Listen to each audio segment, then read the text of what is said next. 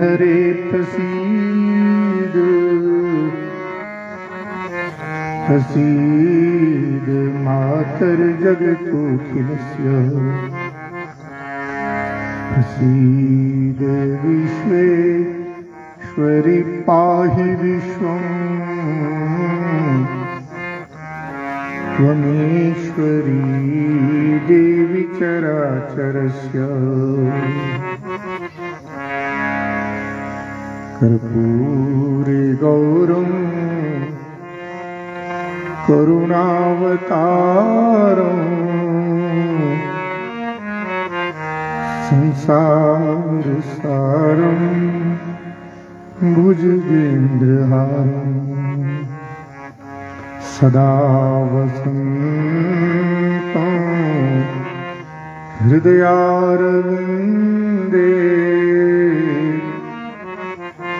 भवं भवानी सहितं नमामि। नमोऽस्तु रामाय लक्ष्मणाय दिव्यै च तस्यै जनकात्मजायै। नमोऽस्तु रुद्रेन्द्रियमानलेभ्यो नमोऽस्तु चन्द्रार्कमरुद्गणेभ्यः। मनोजीवं मारुततुल्यवेगं जितेन्द्रियं बुद्धिमतां वरिष्ठम् वातात्मजं वानरयूथमुख्यं श्रीराम भजे। नमो गोभ्यः श्रीमतीभ्यः सौरभेभ्यः एव च। नमो ब्रह्मसुताभ्यश्च पवित्राभ्यो नमो नमः। नारायणं नमस्कृत्य नरं चैव नरोत्तमं देवीं सरस्वतीं व्यासं ततो जयमुदीरये। शङ्करं शङ्कराचार्यं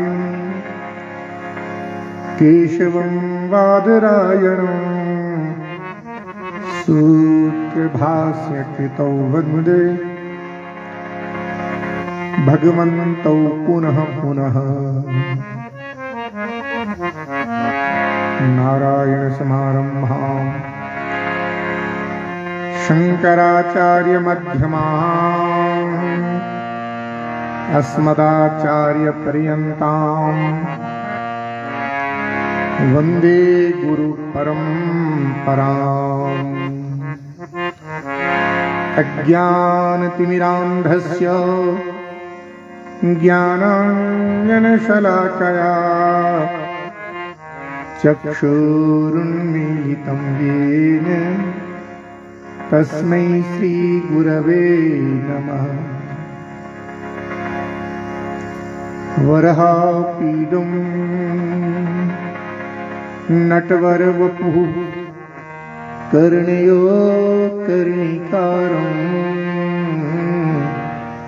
बिभ्रदवासः कनककपिशं वैजयन्तीं च मालाम्। रन्ध्रान् वेणोरधरसुधया पूरयन् गोपवृन्दे वृन्दारण्यं स्वपदरमणं ताविशद्गीतकीर्तिः।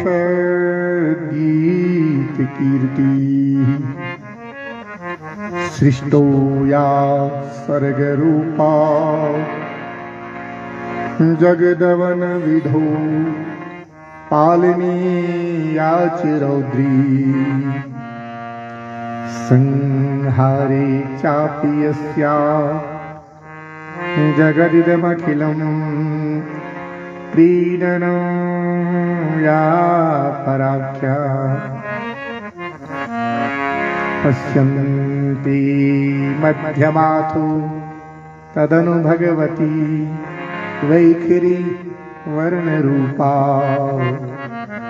सास्मद्वाचं प्रसन्ना विधि हरिगिरिशा हराधितालङ्करोतु सर्वमङ्गलमाङ्गल्ये शिवे सर्वार्थसाधिके शरण्ये त्र्यम्बके गौरी नारायणि नमोऽस्तुते। शरणागत दीनार्थ परित्राण परायणे सर्वस्यार्ति हरे देवी नारायणि नमोऽस्तुते। सर्वस्वरूपे सर्वेशे सर्वशक्ति समन्विते भयेभ्यस्त्राहि नो देवी दुर्गे देवी नमोस्तुते। दुर्गे देवी नमोस्तुते।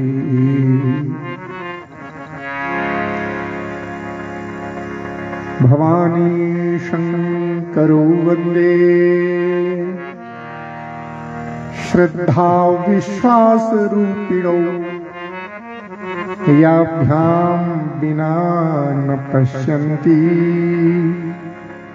सिद्धाः स्वान्थस्तमीश्वरम्। तीक्ष्णदृष्टमहाकाय कल्पान्तदहनोपमा भैरवाय नमस्तुभ्यम् अनुज्ञां दातुमर्हसि। ॐ मातृपितृचरणकमलेभ्यो नमः। इष्टदेवताभ्यो नमः। कुलदेवताभ्यो नमः। ग्रामदेवताभ्यो नमः। स्थानदेवताभ्यो नमः। वास्तुदेवताभ्यो नमः। सर्वेभ्यो देवीभ्यो नमः। सर्वेभ्यो ब्राह्मणेभ्यो नमः। सिद्धिबुद्धिसहिताय श्रीमन्महागणाधिपतये नमः। बोली जगज्जननी जगदम्बा मैया की जय हो। श्रीमद्देवी भागवत महापुराण की जय हो। श्री राधा कृष्ण भगवान की जय हो। श्रीमद्भागवत महापुराण की जय हो। वेदव्यास भगवान की जय हो। श्री सुखदेव जी महाराज की जय हो। श्री परीक्षित जी महाराज की जय हो। जनमेजय महाराज की जय हो। भूतनाथ भगवान की जय हो। पशुपतिनाथ भगवान की जय हो। केदारनाथ भगवान की जय हो। बद्रीनाथ भगवान की जय हो। तुंगनाथ भगवान की जय हो। जगन्नाथ भगवान की जय हो। हनुमान जी महाराज की जय हो। नरसिंह भगवान की जय हो। पंचवक्त भगवान की जय हो। समस्त देवी देवताओं की जय हो। समस्त इष्ट पितृ देवताओं की जय हो। गंगा मैया की जय हो। यमुना मैया की जय हो। विंध्यवासिनी मैया की जय हो। भारत माता की जय हो। उत्तराखंड धाम की जय हो।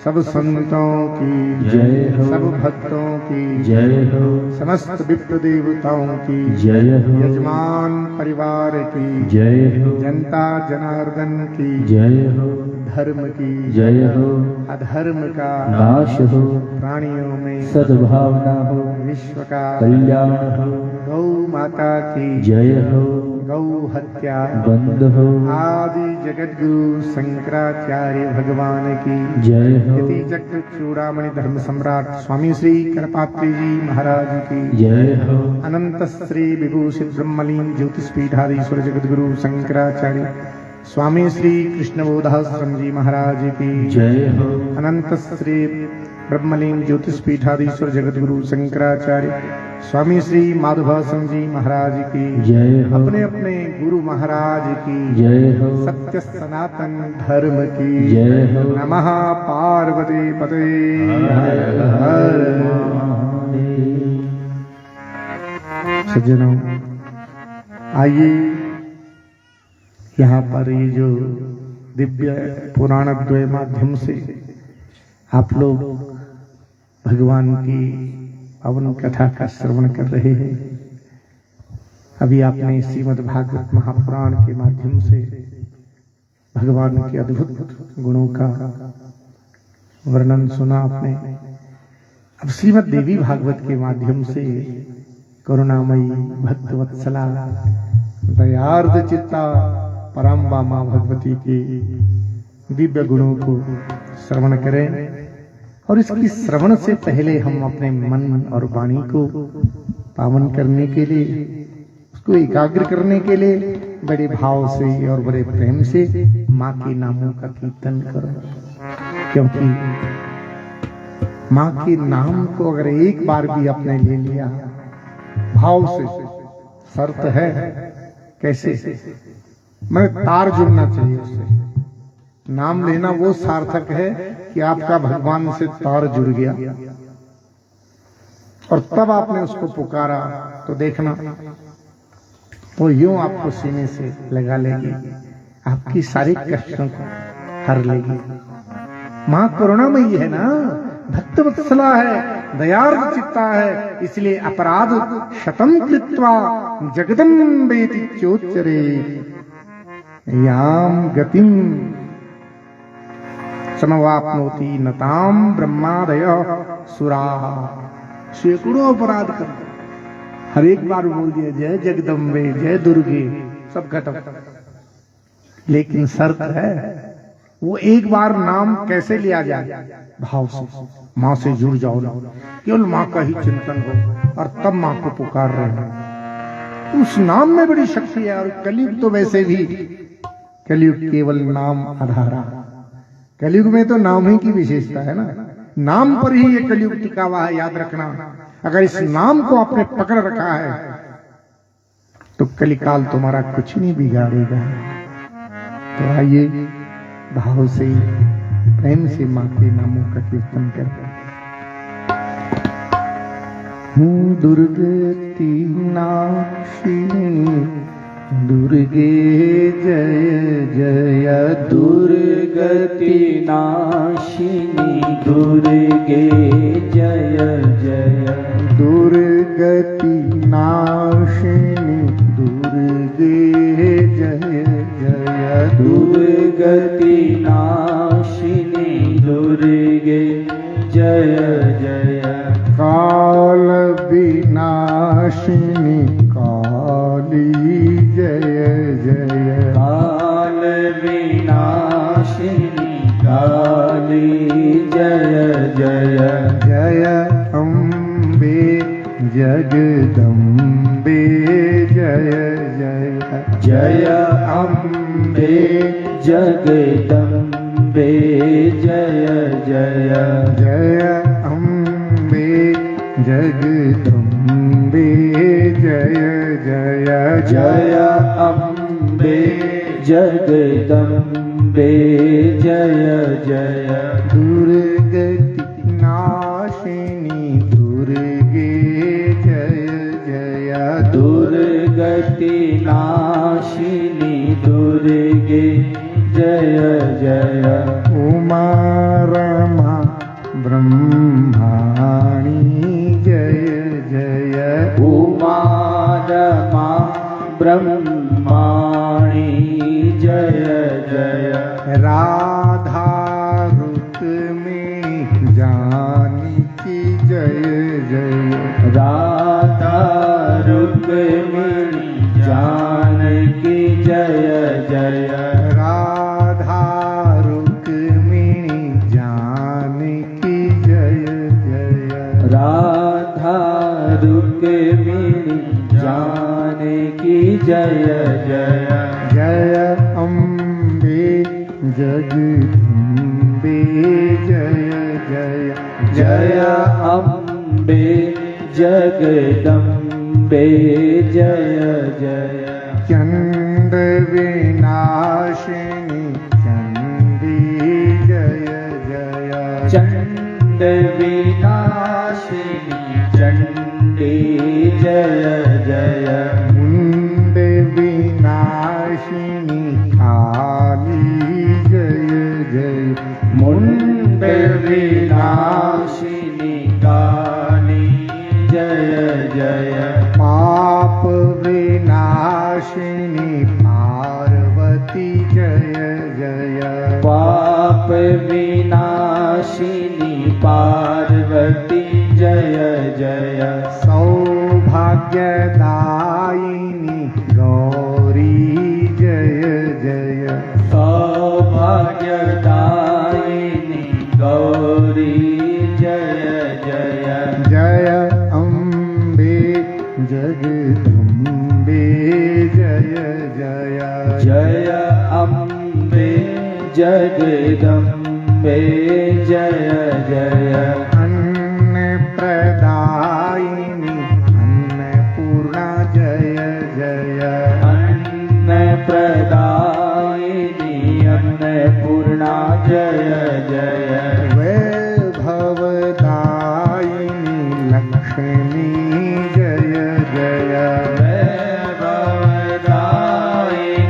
लक्ष्मी जय जय ज्ञान प्रदायिनी सरस्वती जय जय ज्ञान प्रदायिनी सरस्वती जय जय जय अम्बे जगदम्बे जय जय जय अम्बे जगदम्बे जय जय दुर्गति नाशिनी दुर्गे जय जय दुर्गति नाशिनी माँ जय जय गति नाशिनी दुर्गे माँ करुणा की मूर्ति जय है, जय। भक्त वत्सला है, दयार्द चित्ता है। अगर आप भाव से पुकारेंगे तो वो जगत जननी, वो त्रिलोक जननी माँ प्रकट हो जाएगी, तुम्हारी हर विपत्ति को हर देगी, तुम्हें सीने से लगाएगी, क्योंकि वो करुणा की मूर्ति है। और माँ जिस बच्चे को सीने से लगाए तो माँ के आंचल में तो भाई सारे सुख तो वहीं छुपे हैं। और वो जगत जननी है, त्रिलोक जननी है, जिसकी आराधना ब्रह्मा विष्णु शिव ही करते हैं। अगर इस करुणामयी माँ को पुकारोगे तो क्या विपत्ति रहेगी? प्रश्न ही नहीं है। और सबसे सरल पूजा, बार बार कह रहे हैं, सबसे सरल पूजा माँ की है। कुछ नहीं चाहिए, खाली रोना। बच्चा माँ के आगे रोता ही और क्या करता, अब माँ उसके बस में हो जाती। माँ के आगे कोई स्तुति करने की भी जरूरत नहीं। माँ को निहारो और माँ के आंख से आंख मिलाओ और बोले माँ तेरे रहते अगर मैं दुखी हूं, तू त्रिलोक जननी है, सारी सृष्टि को बनाने वाली तू है, सबका पालन करने वाली तू है, सब कुछ तू ही तो है माँ। अब मैं जैसे भी हूं माँ तेरा ही हूं। मैं इतना ही कहो और कुछ कहने की जरूरत नहीं। लिपट जाओ मां से, अपार शांति महसूस होगी आपको। करके देखो, आप अशांत हो, बच्चा जब अशांत हो अगर माँ की गोद में लेट जाए तो परम शांति मिलती है उसको, माँ उसको सहलाती है। आपने देखा होगा, आप तो माँ हैं, आपसे क्या बोले, आपकी तो कथा सुना रहा हूं। बच्चा आपकी गोदी में लेकर अब माँ अपना प्रेम उड़ेल रही है उस पर, ऐसे उसका सहला रही है, ऐसे उसको सीने से लगा रही है, हो गया अपार सुख की प्राप्ति हो जाती है। और त्रिलोक जननी जगत जननी जगदम्बा जिसको सीने से लगाए, बोलो कोई कष्ट रहेगा क्या, लेकिन कमी हम में है, उसमें नहीं है। अगर उसके रहते हम दुखी हैं, माँ के रहते अगर बेटा दुखी है तो कमी उस बेटे की है। माँ तो आस लगाए बैठे कि मेरे पास आएगा तो मैं इसको कब सीने से, बोलो चाहती है कि नहीं, हर माँ चाहती है। और माँ की तो बड़ी विशेषता होती है, माँ बूढ़ी हो जाए, अब बेटा भी बूढ़ा हो जाए, मान लो माँ 90 साल की है, अब बेटा भी 60 के ऊपर पहुंच गया, उस माँ के लिए भी वो बेटा वैसे ही है जैसे वो बच्चा था ना, वैसे आज भी वो माँ उस बूढ़े बेटे से वैसे ही स्नेह करती है। हाँ ये भी बात है, अपने उसका शरीर काम नहीं कर रहा पर बेटे की चिंता उसको ज्यादा रहती है, उस बूढ़ी माँ को भी। ये है माँ की विशेषता। और ये तो त्रिलोक जननी है, ये जगत जननी है।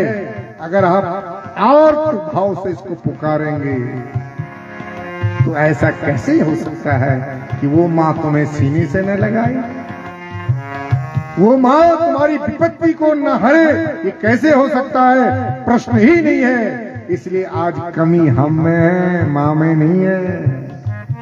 वो जगत जननी तो आंखें बिछाए हुए है। इसलिए मेरे भाई बहनों सज्जनों, जब भी माँ के द्वार में जाओ, मैं ऐसे क्या जाना, माँ से थोड़ी देर बस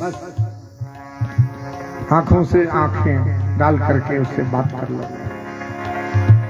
और आपके आंखों में अश्रु टपके, माँ मैं तेरा हूं, तू मुझे भटकने मत देना माँ, तू मुझे पथ भ्रष्ट होने मत देना, क्योंकि कलयुग है, तेरी माया बड़ी विचित्र है। कहां घुमा दे, हो माया भी तेरे ही अंश है, कहां घुमा दे आदमी को, कहां विचलित हो जाए। इसलिए नहीं मां, मैं तेरा हूं, आप चाहे तो मैं धर्म के मार्ग पर चलूं, अक्षरशः मैं धर्म के मार्ग पर चलूं मां, पथ भ्रष्ट न हो, मुझे अपनी भक्ति दे दे मां, अपनी भक्ति दे दे, मैं तेरा हूं, बस करुणामयी मां हो जाएगी प्रसन्न। दुर्गति नाशिनी दुर्गे जय जय, दुर्गति नाशिनी दुर्गे जय जय, काल विनाशिनी काली जय जय, काल विनाशिनी काली जय जय, जय अम्बे जगदम्बे जय जय, जय अम्बे जगदम्बे जय जय, जय अम्बे जगदम्बे जय जय, जय अम्बे जगदम्बे जय जय। आप एकांत में जा रहे हैं, अच्छी बात है। मेरी माताएं खेत में काम कर रही है, निराई, कितना बढ़िया होगा, इतना बढ़िया भजन का मौका मिल गया, निराई कर रहे हैं और माँ का चिंतन करें। बोलो उस माँ को उस धरती में, क्योंकि वो धरती भी माँ है, अन्न के द्वारा हमारा पालन करे, जिसकी तुम सेवा कर रहे हैं। आप निराई गुड़ाई कर रहे हैं का मतलब क्या है जानते हैं? आप धरती माँ की सेवा कर रहे हैं, उस जगदम्बा की, और उसके निराई गुड़ाई करते समय किसी से कोई मतलब नहीं। आप अगर बोले ये कीर्तन गाते जाओ, सत्य बता रहा हूं, व्यासपीठ से कह रहा हूं, उसी खेत में तुम्हें माँ का दर्शन होगा, अगर ये भाव हो। लेकिन माया तो ऐसी है, वहां भी हम कुछ और ही सोचते हैं, गुड़ाई जरूर कर रहे हैं, पता नहीं क्या क्या सोचते हैं। क्यों? आ बैल मुझे मार, व्यक्ति जब संसार का चिंतन करेगा तो संसार उसमें आएगा और उसकी शांति चली जाएगी। याद रखना, परिणाम यही है। आज हम अशांत इसलिए हैं कि हम सतत संसार का चिंतन कर रहे हैं। वो लोग कर रहे हैं कि नहीं? और संसार क्या है? दुखमय है, इसीलिए हम दुखी होते हैं। यदि हम उस परमात्मा का चिंतन करें, उस सच्चिदानंद स्वरूपिणी का चिंतन करें, तो आप आनंद में डूब जाएंगे, गारंटी है। चलो आप परखने के लिए आज ही अपना लो, केवल एक दिन के लिए। एक दिन के लिए तो कर सकते हो कि नहीं? इस कथन पर एक दिन ये संकल्प कर लो। मान लो तुमने व्रत ले लिया हो कि आज मैं सुबह से लेकर रात तक काम सब करो जो घर का काम करना, झाड़ू लगाओ, पोछा लगाओ, भोजन बनाओ, कपड़े धो, माला पकड़ने की जरूरत नहीं है, लेकिन चिंतन उसका हो मन से। और उस दिन मौन धारण कर लो, केवल नाम बोलना। कोई अगर बहुत इमरजेंसी हो जाए तो कॉपी पेन लिखो, आज मेरा मौन व्रत है, और जो भी है लिख करके बताओ।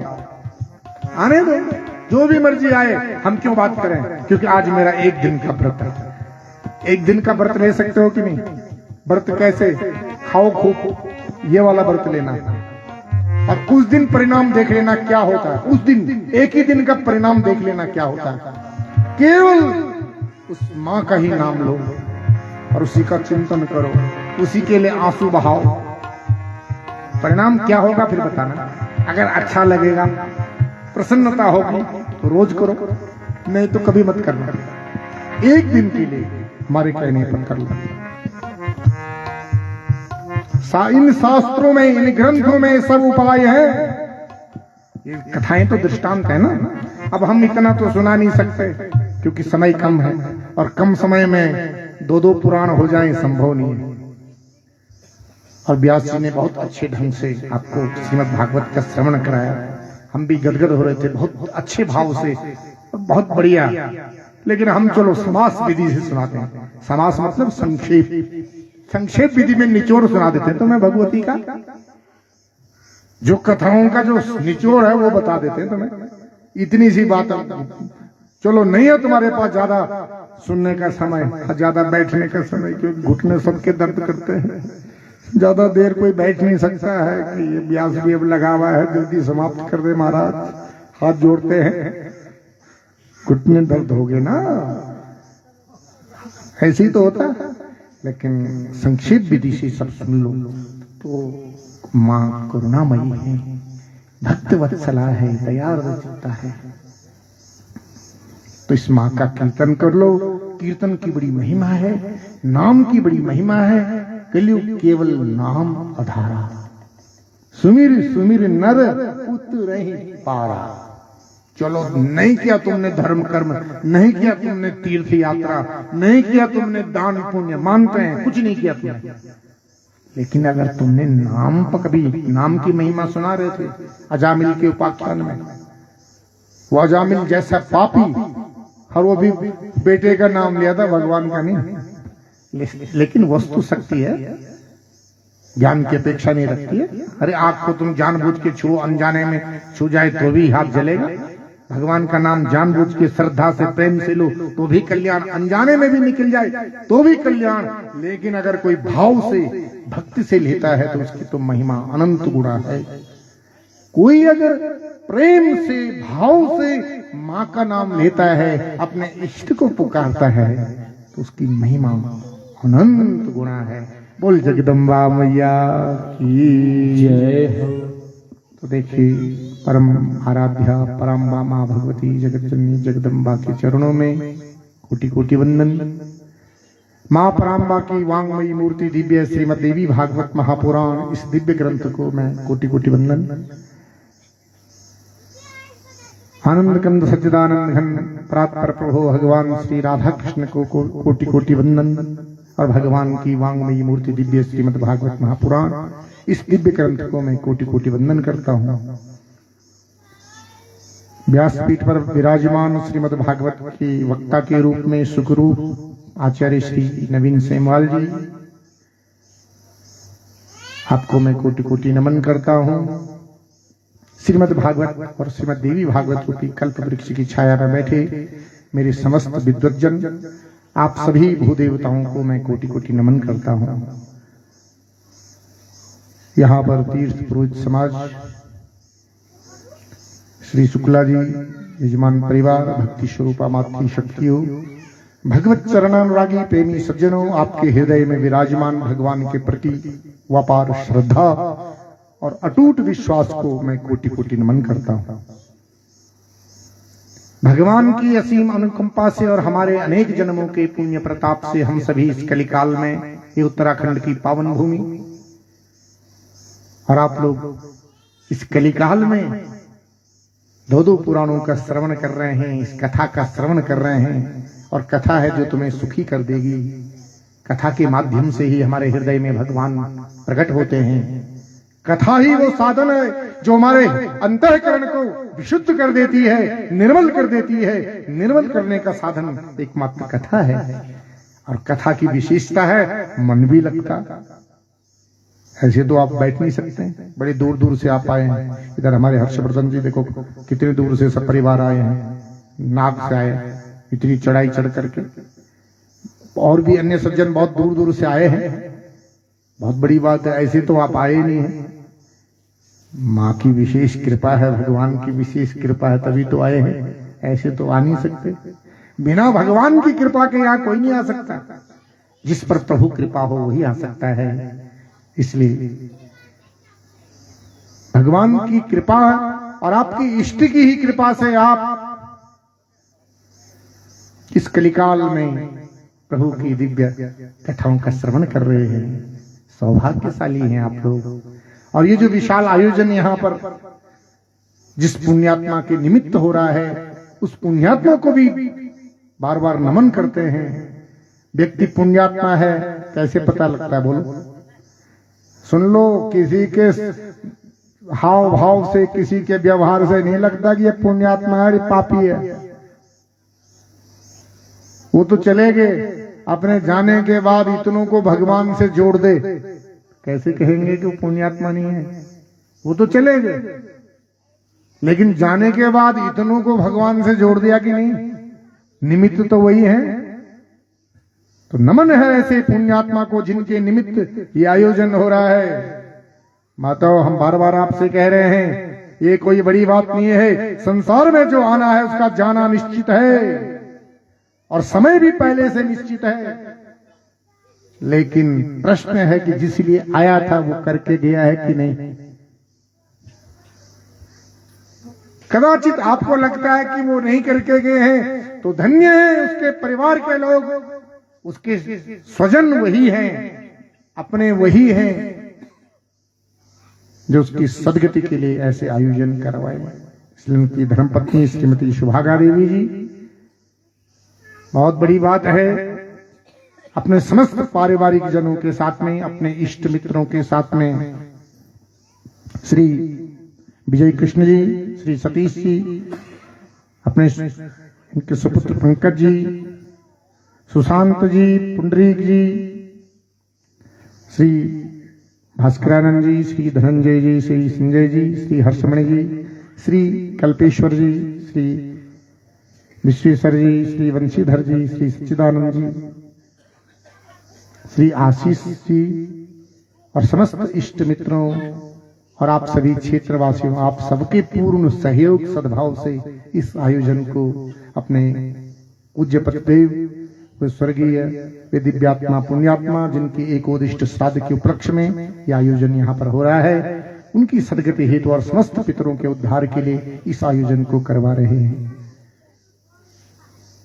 इसके प्रेरक भी भगवान हैं। जिस प्रभु ने ये प्रेरणा आपको प्रदान की, उसी प्रभु ने ये कार्य प्रारंभ भी किया है, और वही प्रभु निर्विघ्नता से संपन्न भी करेंगे, क्योंकि करने वाले वही हैं और करवाने वाले भी वही हैं। ये भाव दृढ़ रखिए अपने अंदर। यदि हमको अभिमान नहीं होता है, आपके द्वारा बहुत बड़ा कार्य हो जाए और वो कोई आपकी प्रशंसा करे, आप तुरंत अपने कान पर हाथ लगाओ, बोले नहीं नहीं नहीं, मैं नहीं, मैं क्या होता हूं, सब वही है। कितनी ऊंची बात है। यही है सार। इन शास्त्रों का सार निचोड़ यही है कि मैं कौन होता हूं, करने वाला भी वो और करवाने वाला भी वो। अगर इतनी सी बात आपके अंदर बैठ गई, सब शास्त्रों को आपने जान लिया। यही शास्त्रों का निचोड़ है। एक बात तो बैठ जाए हमारे अंदर, अगर एक बात आपके अंदर बैठ गई, क्या कि जगत में जो कुछ भी होता है सब वही करता है, उसी की इच्छा से होता है। कितनी ऊंची बात है। निसुनी तुम कुछ और, इतनी सी बात सुन ली और जीवन में उतार दिया। सब कुछ सुन लिया तुमने, कुछ बाकी नहीं रहा। अगर इतनी सी बात, क्योंकि ये जितनी भी कथाएं हैं ये दृष्टांत है, और दृष्टांत सिद्धांत को समझने के लिए होता है। सिद्धांत समझ में आ जाए तो दृष्टांत की आवश्यकता नहीं होती है। अब वो आपने देखना है ये बात आपके अंदर उतरती है कि नहीं, बैठती है कि नहीं। इसलिए करने वाले भी भगवान हैं और करवाने वाले भी भगवान।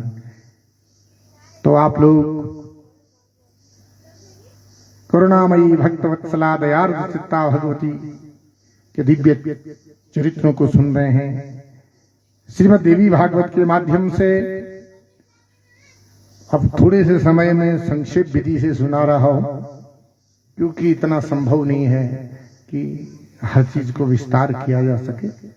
लेकिन संक्षेप में भी, थोड़े में भी अगर आप समझ गए तो सब सुन लिया। कल आपने सुना था कि भगवान सुखदेव का प्राकट्य हुआ था। सुखदेव भगवान अयोनिज हैं, किसी मां के गर्भ से उत्पन्न नहीं हुए। कल आपने सुना था कैसे उनका, क्योंकि देवी भागवत के सुखदेव और श्रीमद् भागवत के सुखदेव अलग अलग है। अलग अलग का मतलब है, देवी भागवत के सुखदेव गृहस्थी है, हाँ, उनकी एक कन्या है, 4 पुत्र है।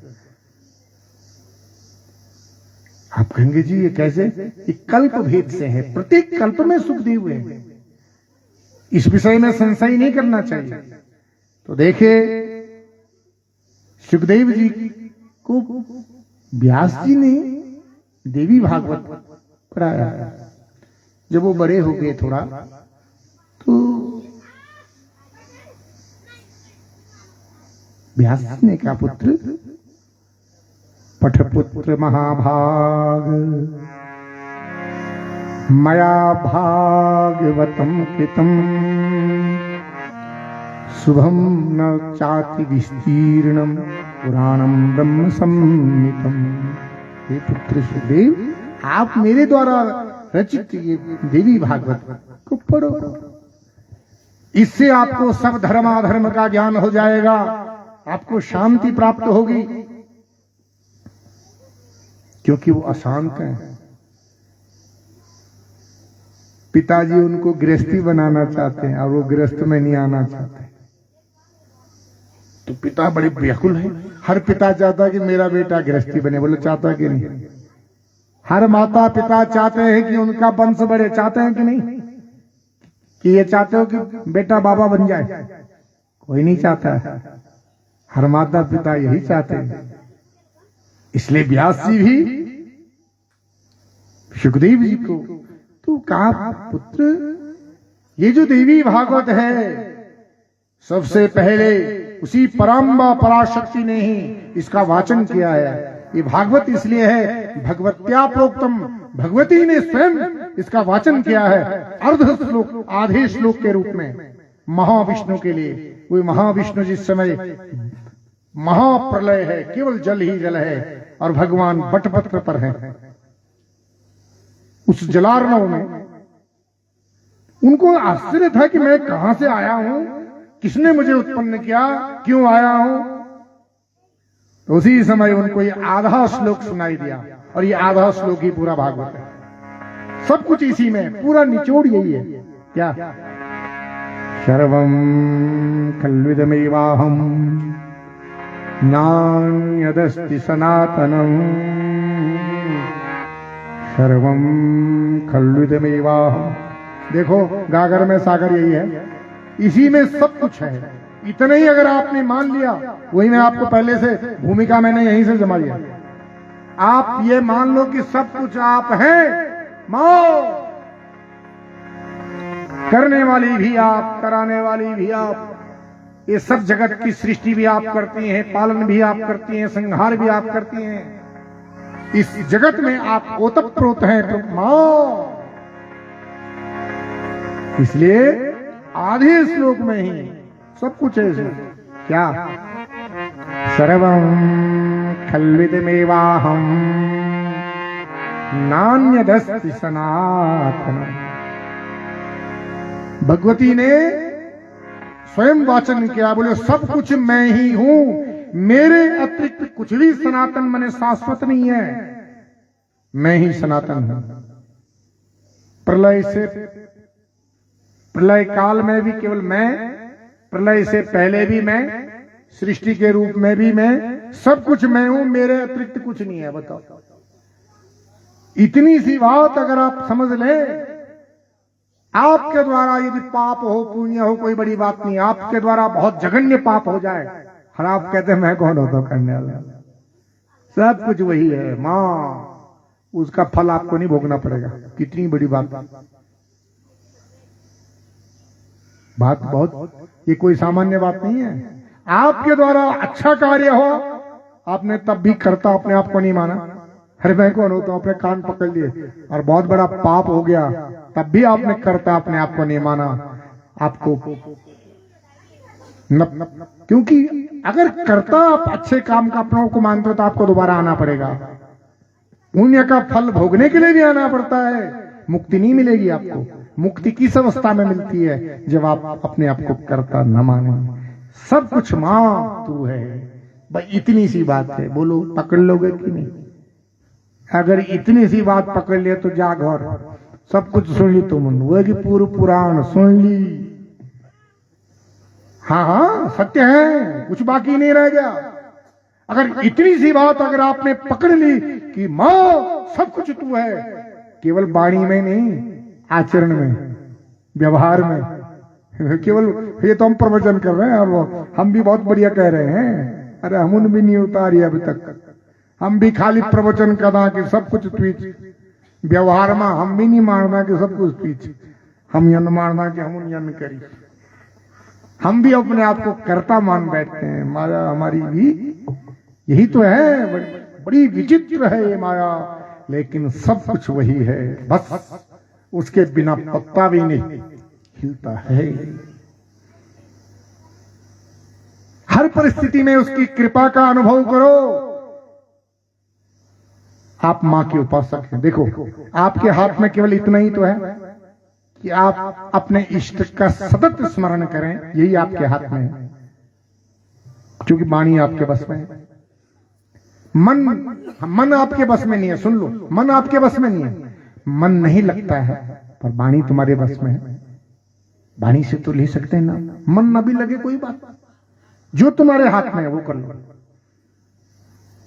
इसके बाद भी अगर कुछ होता है, कुछ मतलब प्रारब्ध के अनुसार, प्रारब्ध के अनुसार यदि कुछ होता है, जैसे हमने पहले भी सुनाया आपको और अभी आगे भी सुनाएंगे, भाई वो देवकी हैं, चाहे वसुदेव हैं, चाहे वो द्रौपदी है, चाहे भक्त उत्तरा है, कोई भी हो, चाहे वो सुभद्रा है, सबके साथ में अनहोनी घटनाएं घटी हैं, और वो नाम मैंने लिए हैं जो भक्त शिरोमणि है।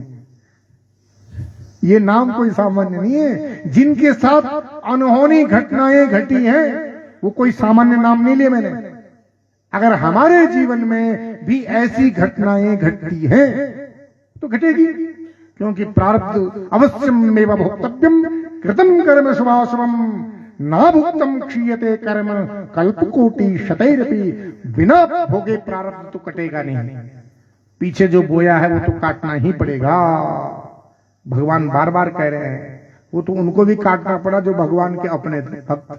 हम क्या हैं, हमारे अंदर तो भक्ति ही नहीं है, वो तो उनको भी भोगना पड़ा।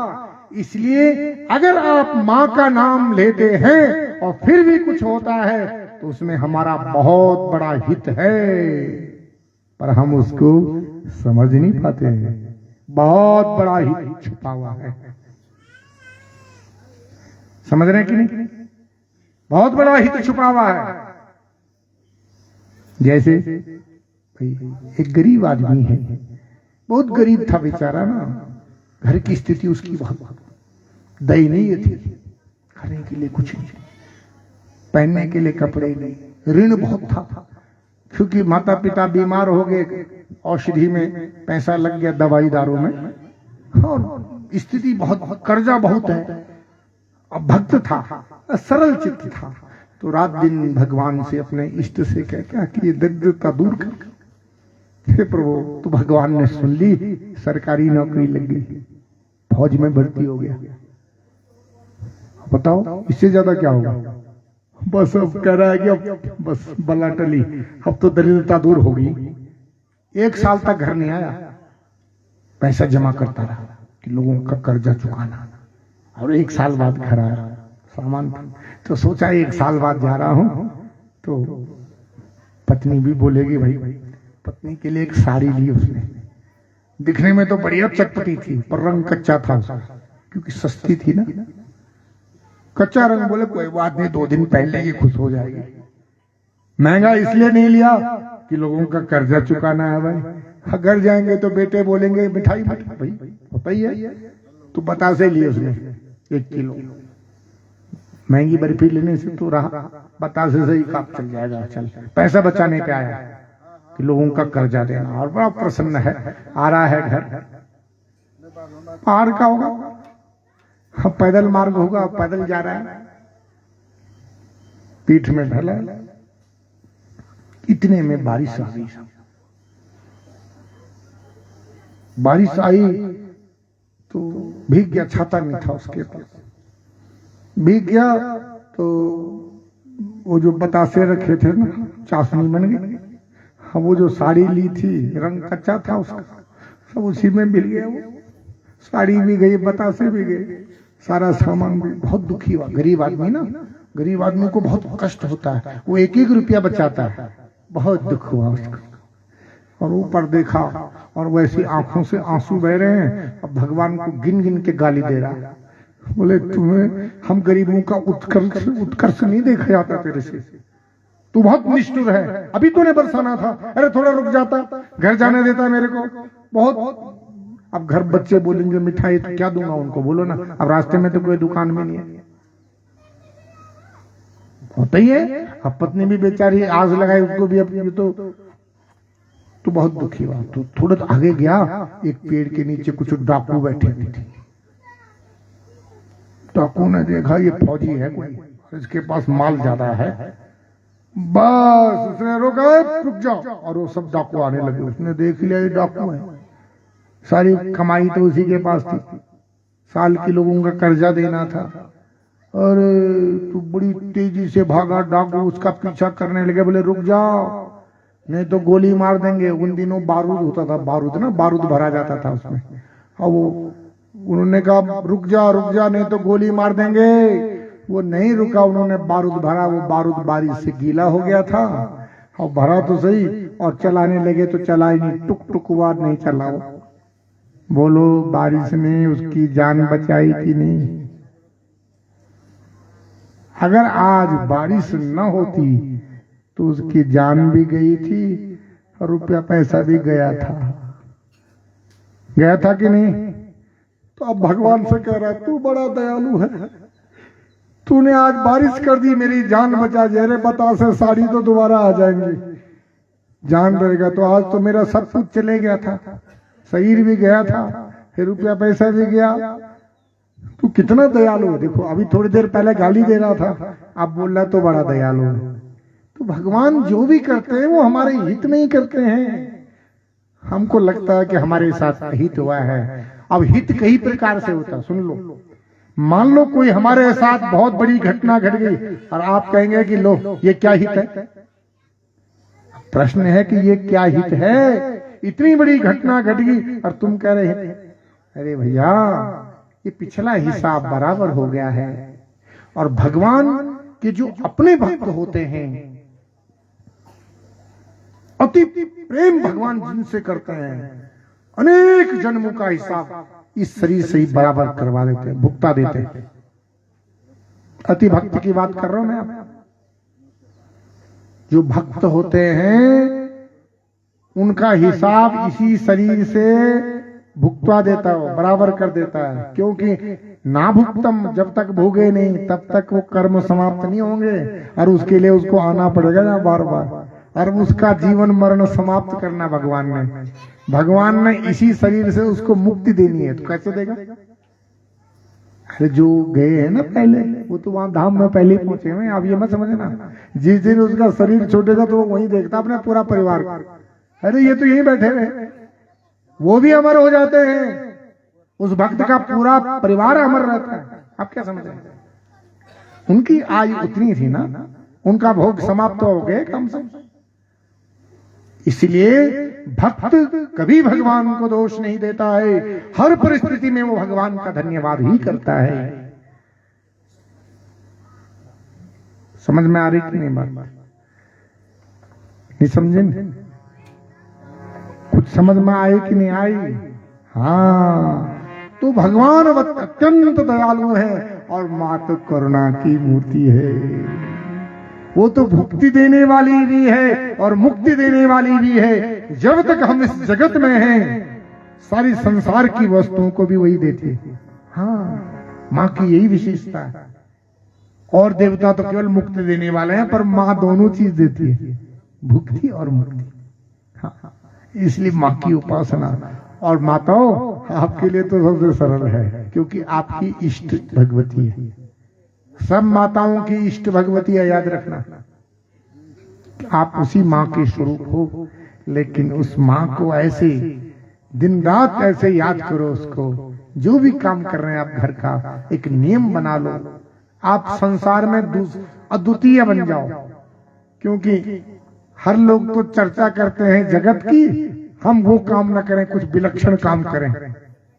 ऐसे अभ्यास बनाएं, देखें तो सही परिणाम क्या होता है। आप जब रसोई में कार्य करें तो माँ के ही नाम को गुनगुनाओ। आटा गूंदें, सब्जी काटें, झाड़ू लगाएं, पोछा लगाएं, कपड़े धोएं, या मेरी पहाड़ की माताएं खेत में निराई गुड़ाई करें, जो भी करें, या गायों के लिए घास काटें, तो केवल माँ के नाम को पकड़ लो। चलते फिरते उठते बैठते कुछ ही दिनों में ऐसा परिवर्तन हो जाएगा। माँ में जो पावर है, शक्ति है, वो तुम में आ जाएगी। तुम्हारे दर्शन करते, जो भी तुम्हारा दर्शन करेगा उसके सारे पाप ताप समाप्त हो जाएंगे तुम्हारे दर्शन से। जगदम्बा के नहीं, तुम्हारे, क्योंकि तुम भी जगदम्बा ही बन गई। जो व्यक्ति जिसका चिंतन करता है वो वही बन जाता है। ये नियम है। कितनी सरल बात है। इस बात को हम बार बार सुन भी रहे हैं और पढ़ भी रहे हैं, पर आज तक नहीं बैठी बात, बैठ नहीं पाई। विडंबना तो इस बात की है। मैंने भी बार बार सुना दिया सबको, हमेशा ही सुनाता हूं ऐसे करो, पर अभी मेरे अंदर भी नहीं बैठी ये बात। सत्य बोल लो, अभी नहीं बैठी। पर मुझे मालूम है जिस दिन ये बात मेरे अंदर बैठ गई, बस उस दिन होना मेरा कल्याण। तुम्हारा तो भाई, पहले मैं अपना कल्याण करूं, औरों का तो तब होगा। मेरा ही कल्याण ही तो औरों का कैसे होगा? बोलो ना। कल्याण तो पहले मुझे अपना करना है, क्योंकि अभी बहुत बढ़िया पीठ मिला, व्यास पीठ। कितना तुम लोग कितने नीचे बैठे, और हम देखो कितने ऊपर बैठे। बोलो बैठे हैं कि नहीं? अब गलती होगी तो, अरे भाई, इंद्र भी जब चींटी बन सकता है, इंद्र अजगर बन सकता है। अनेक कथाएं हैं। नहुस इंद्र के पद पे थे, गलती हो गई, अजगर बन गया। एक 14 बार इंद्र रह चुका था, वो चींटा बन गया, चींटी, कर्म के कारण। ये नहीं है कि व्यास पीठ पर बैठा है तो ठीक है, नहीं। जो जितना ऊंचा उसको सजा ज्यादा मिलती है। वो अगर अपराध करे, क्योंकि वो सब जानता है ना, और फिर भी अपराध करे तो सजा ज्यादा मिलेगी कि नहीं? बोलो, भिगा भिगा के मारेंगे यमदूत। हाँ, इसलिए सावधान। और ये कथा ही है जो हमें सावधान करती है। एक कथा सावधान होने के लिए मेरी माताओं, बहनों, सज्जनों, एक बात हमारे अंदर बैठ जाए, तुम्हारा जीवन बदल जाएगा। अगर हम इस बात को पकड़ लें, चलो ज्यादा दिन होते न, खाली हो दिन होते, क्योंकि मुझे पता ज्यादा दिन कोई नहीं कर सकेगा, पर मेरी प्रार्थना है, आप मानोगे कि नहीं, बस कल के दिन कर लो ये काम, ज्यादा दिन क्यों जाना, फिर पीछे फिर भूल जाओगे, वैसे के वैसे बन जाओगे। अभी गरम गरम ना हुए जलो क्या, बल्का दिन मौन धोरे सब लोग, कागज पेन धोरन हाथ पर लिखित वो पतिदेव कुछ पूछेंगे, लिख के बताना आज मेरा मौन व्रत है।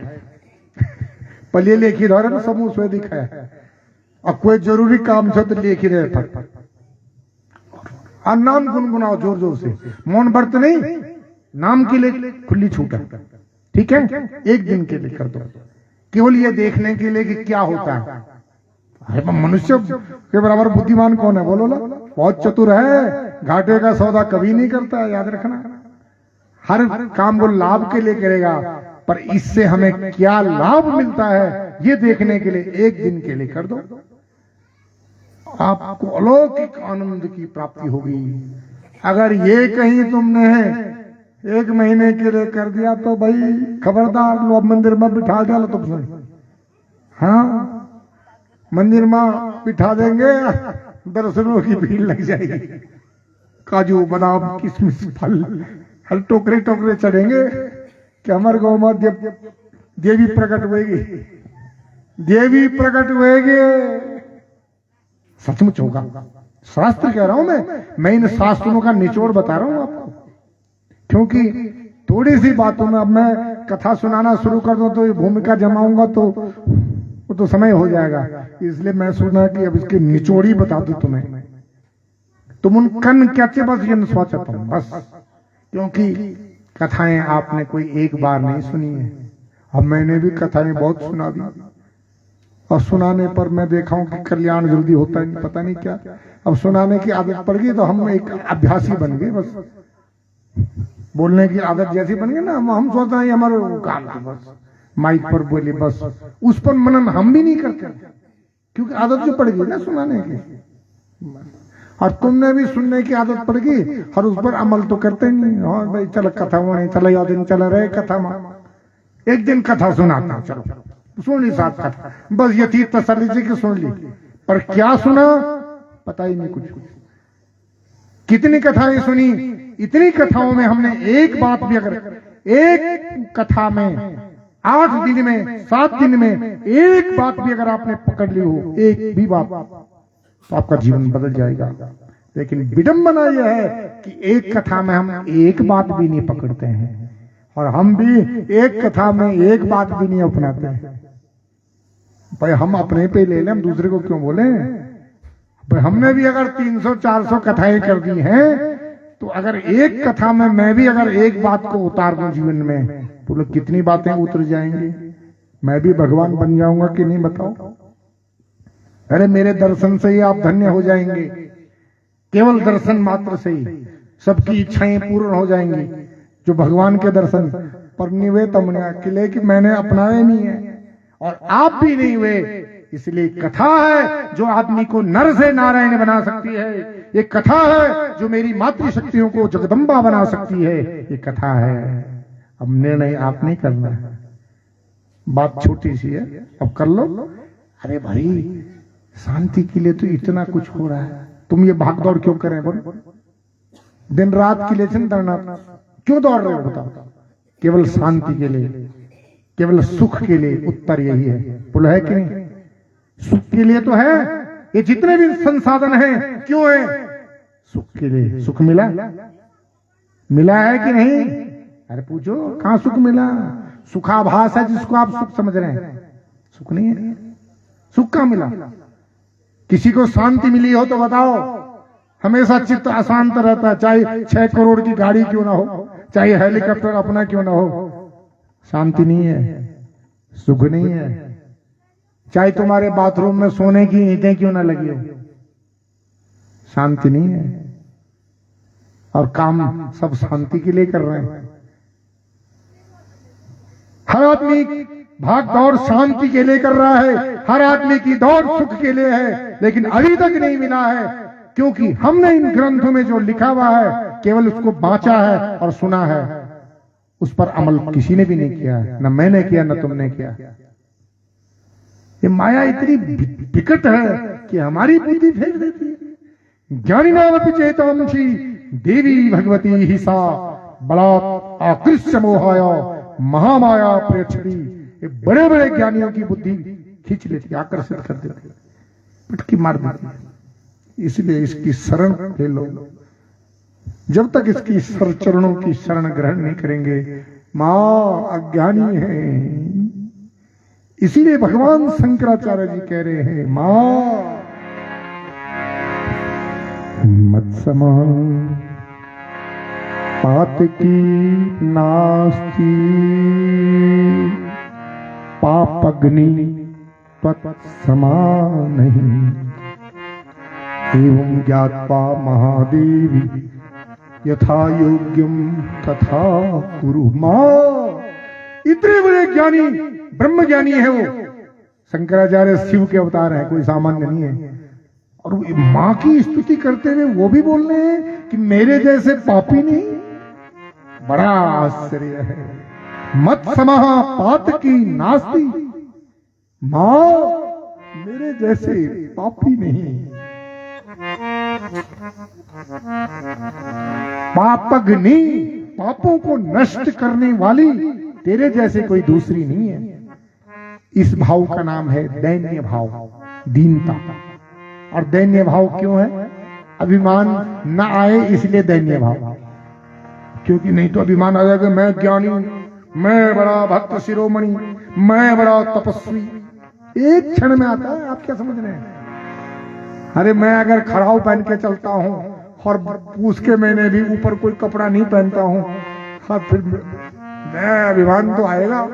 देखा ये लोग रजाई ओढ़ रहे हैं, स्वेटर पहने, टोपा पहना, मैं देखो इस सर्दी में चल रहा हूं, आ गया ना अभिमान। अरे उससे अच्छा तो वो स्वेटर वाला बढ़िया। अगर उसको ये अभिमान आ गया है कि मैं तपस्वी, तो वो स्वेटर पहनने वाला बढ़िया, वो किसी काम का नहीं, गया काम से, पानी नहीं मांगेगा। नहीं समझे? अभिमान तो यूं आ जाता है, मैं व्यास और बहुएगी गई काम से, पानी नहीं मांगेगा। अरे किसका व्यास भैया? एक क्षण का भरोसा मेरा भी नहीं है। अभी तो ऐसे कूद रहा हूं, ऐसे चिल्ला रहा हूं कि मैं भी नहीं जानता हूं एक क्षण बाद रहूंगा कि नहीं। मेरे पास भी कोई गारंटी कार्ड नहीं है।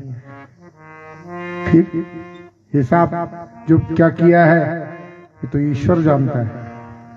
इसलिए सावधान सभी को रहना है। और सावधान रहने के लिए ही ये कथाएं हैं, ये प्रवचन, ये सत्संग।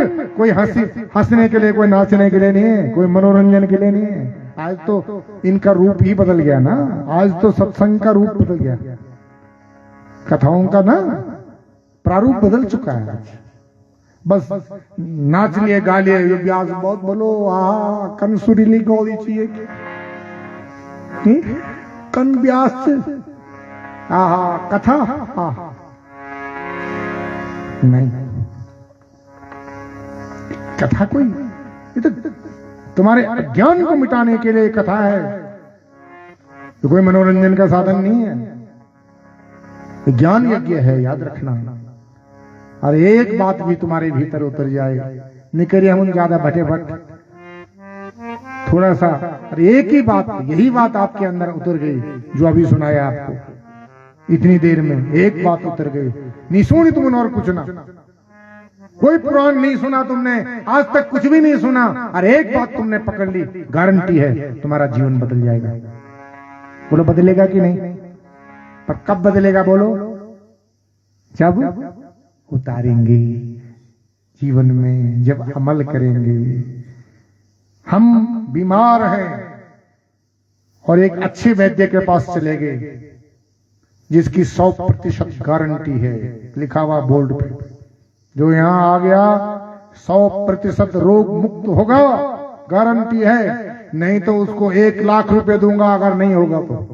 कितनी बड़ी बात, चैलेंज लिखा उसने बोर्ड पे। क्या? जो भी रोगी आएगा 100% गारंटी, उसका रोग समाप्त, अगर समाप्त न हो तो मैं उसको 1 लाख रुपए दूंगा। पीड़ लगी हुई है उसके पास, पर शर्त है भैया, दवाई ले ली वैद्य से, खाई है ही नहीं, खाली ली नहीं खाई, हो जाओगे ठीक। कितनी बढ़िया दवाई क्यों नहीं है, कितना अच्छा वैद्य क्यों नहीं है, ठीक हो जाएगा कि नहीं बताओ? अगर खाया नहीं तो होगा? सुन ली तुम, मतलब दवाई ले ली, दवाई तुम्हारा हाथ में आएगी, गारंटी है 100%, पर खाई चाहिए नहीं। खाने का मतलब जानते हैं? जीवन में उतारा ही नहीं। असर होगा? बोलो ना, कुछ तुम भी बोलो, सब मैंने बोलो। होगा असर? नहीं होगा किसी काम का। बोलो क्या लाभ है इससे? कोई लाभ है? नहीं है। इसलिए मेरी माताओं बहनों, आप लोग कोई सामान्य लोग नहीं, मुझे पता है आप सब सत्संगी लोग हैं। अगर सत्संगी न होते तो इस चढ़ाई पर चढ़ कर के जाते क्या? तुम्हारे पास काम धाम नहीं था? काम धाम नीचो गौर मुंह क्यों आए यहाँ? इसलिए आए हैं कि भगवान की कथा से प्रेम है, इसलिए आए हैं। कथा से प्रेम ना होता तो आप यहां ना आते, मां की कृपा आप पर ना होती तो आप यहां ना आते। भगवान का भी प्रेम है, इसलिए भगवान ने भी धक्का मारा, जा जा। और मेरे मुख से वो भगवान ही बुलवा रहा है भीतर से ना, कि यहाँ मेरे भक्त आ चुके हैं, अब इनको टॉनिक दे दो। भगवान ने सोचा इनका दुख कैसे दूर हो, क्योंकि भगवान छटपटा रहे हैं, भगवान छटपटा रहे हैं कि इनका कष्ट दूर हो। और भगवान ने सोचा क्या करे, तो वो भी किसी के माध्यम से बुलवाएगा ना भाई, तो इसने मेरे मुख से बुलवा दिया, औषधि दे दी आपको। अब निर्णय आपका है, आप अगर भाई इस पर अमल करो तो ठीक, वरना आंखों के सामने आप भी देख रहे हैं और मैं भी देख रहा हूं। केदारनाथ की आपदा में क्या क्या हुआ आप सबने देखा, कितने घर उजड़ गए, बोलो उजड़े ना? किसी के हाथ में कुछ था? किसी के हाथ में कुछ है? कुछ भी नहीं। क्या कर सकते हो? कोरोना काल में क्या क्या नहीं हुआ बताओ जरा, पूरे विश्व में क्या नहीं हुआ। इस कोरोना काल में हमारे ही सामने ऐसे लोग हैं जिनके घर में एक ही बचा हुआ, और उस कोरोना काल में अपने भी पराये हो गए थे। वाह भाई वाह, ये सब देखा है हमने। आपको आश्चर्य होगा, मां समाप्त हो गई, कोई भी बेटा कोई भी परिवार का लोग वहां नहीं पहुंच पाया। उसने फोन किया, भाई मैं आ नहीं सकता हूं, हाथ जोड़ता हूं, तुम्हें मेरी मां का संस्कार कर लो। और मां को कोरोना हुआ था और कोरोना से मरी है। धन्य है वे लोग जो निर्भय होकर के अपनी जान की परवाह किए बिना उन लोगों ने उसका संस्कार किया है। और मेरे से उन्होंने कहा हम नहीं जा पाए, रो रहे थे वैसे ही। पर वो धन्य ये लोग हैं, मैं इनका ऋण कभी नहीं उतार सकता हूं। बेटे से भी ज्यादा वो निकले। कोरोना से किसको भाई नहीं था बोल? सगा बेटा कोरोना से डर करके नहीं जा रहा हुआ, स्थिति ऐसी थी। अपने सगे चित आग देने के लिए नहीं थे भाई, अस्थियां गंगा तक कोई ला नहीं सका है। अब फिर भी हम लोग भूल गए। अभी ज्यादा समय नहीं हुए, थोड़े समय है। हर तवार जर जर याद है तो सब भूली। कितनी माया कितनी बलवती है कि इतनी थोड़ी समय में सब भूल गए। और हम सोचना हम यहाँ आनंद कंचन है इस जगत में, भाई किस लिए आए हो? हमको ये प्रकृति बार बार याद दिलाती है, भगवान बार बार ठोकरें मारते हैं, समझ जा, फिर भी नहीं समझते हैं। तो क्या करें बताओ, तुम्हें बताओ क्या क्या। इसी के लिए सत्संग है। ये सत्संग ये निचोड़ सुना, मैं तो अभी कथा के माध्यम से सुनाना था। यही बात है, मैंने कथा के माध्यम से आपको सुनाना था। अब कथा के माध्यम से सुनाता तो भाई इतना समय नहीं है कि मैं इसको, न तो कथा पूरी होती, पर उन कथाओं का जो सार है, निचोड़ है, वो मैं आपको सुना रहा हूं। समझ रहे कि नहीं? बस अगर ये बात आपकी समझ में आ गया है तो कुछ सुनना बाकी नहीं है, तुमने सब कुछ सुन लिया है। जो व्यक्ति सावधान हो चुका है जीवन में, और सावधानी केवल एक ही है, बोलो क्या है? सावधानी क्या है? कौन व्यक्ति है जो जग गया है? अभी सब लोग सो रहे हैं, कौन व्यक्ति है जो जग गया है? गोस्वामी तुलसीदास जी से पूछिए। जानिए तब ही जीव जग जागा, जानिए तब ही जीव जग जागा। जब सब विषय विलास विरागा, जब सब विषय विलास विरागा।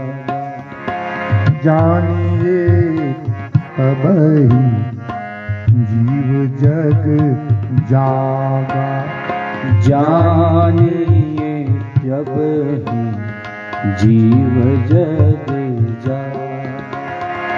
जब सब विषय विलास विरागा, जब सब विषय विलास विरागा। जानिए तब ही जीव जग जागा। तब समझ लो कि जीव अब जाग गया है। बोले कब? जब सब विषय विलास विरागा, सब विषयों से तुम्हें वैराग्य हो जाए, अच्छे न लगे। कितने लोग हैं जिनको विषय ये भोग साधन अच्छे नहीं लगते? अरे बहुत इसी के लिए तो सारा प्रयास हो रहा है। ये बहुत दौड़ धूप इसीलिए तो हो रही है, और किस लिए हो रही है? हमारी दौड़ धूप इसलिए है कि बढ़िया कोठी बन जाए, बढ़िया गाड़ी आ जाए, सारी सुख के साधन आ जाए, बेटा बढ़िया ऑफिसर बन जाए, बस तृप्ति हुएगी साथ। जिसलिए आए थे काम पूरा हो गया। नहीं, इसलिए नहीं आए हो, इसलिए आए हो। ये लक्ष्य नहीं होना चाहिए। अगर आपका लक्ष्य ये नहीं है तो क्या आपकी कोठी नहीं बनेगी? प्रश्न ये भी है।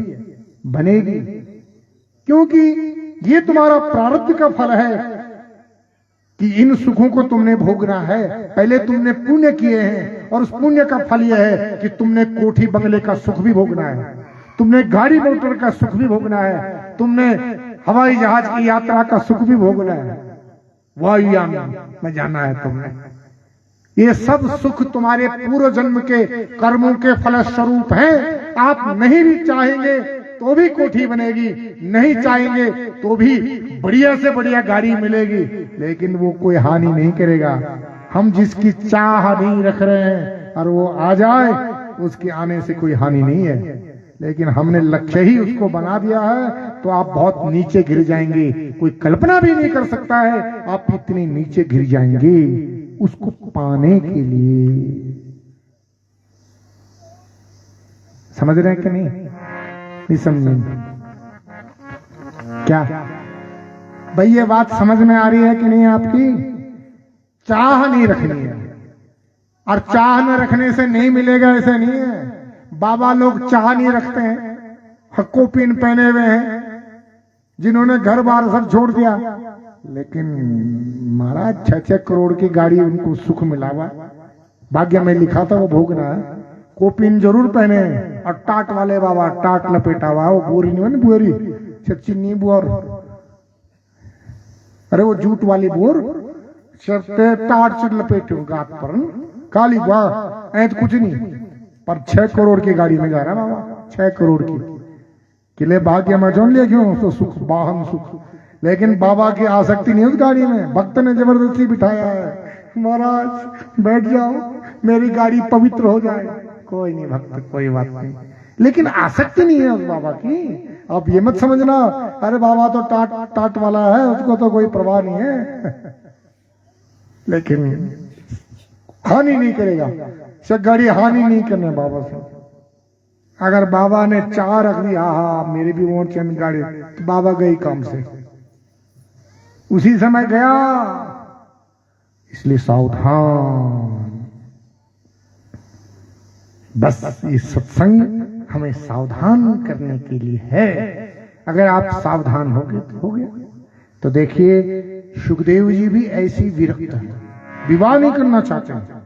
और पिताजी बार बार, तो पिताजी ने देवी भागवत का श्रवण कराया, लेकिन तब भी उनका उत्तर नहीं मिला, शांति नहीं मिली। तो तब व्यास जी ने कहा ऐसे करो, मिथिला के राजा जनक हैं, वो विदेह है। अब ऐसे राजा विदेह है जिनकी मैं चर्चा कर रहा हूं ना, है राजा पर वो विदेह है। मतलब विदेह का मतलब जानते हैं? अरे देह का भी भान नहीं, राजा का तो छोड़ो। बोले बेटा तुम राजा जनक के पास जाओ, मिथिला के राजा जनक हैं, वो राजा है, राज कार्य कर रहे हैं, फिर भी विदेह है। बोले पिताजी क्या बात कर रहे हो, एक राजा विदेह कैसे हो सकता है? राजा राज कार्य करेगा, विदेह कैसे हो सकता है? भाई राजा है, चोर है, उसके प्रति वैसी दृष्टि होगी, उसको वैसे सजा देगा।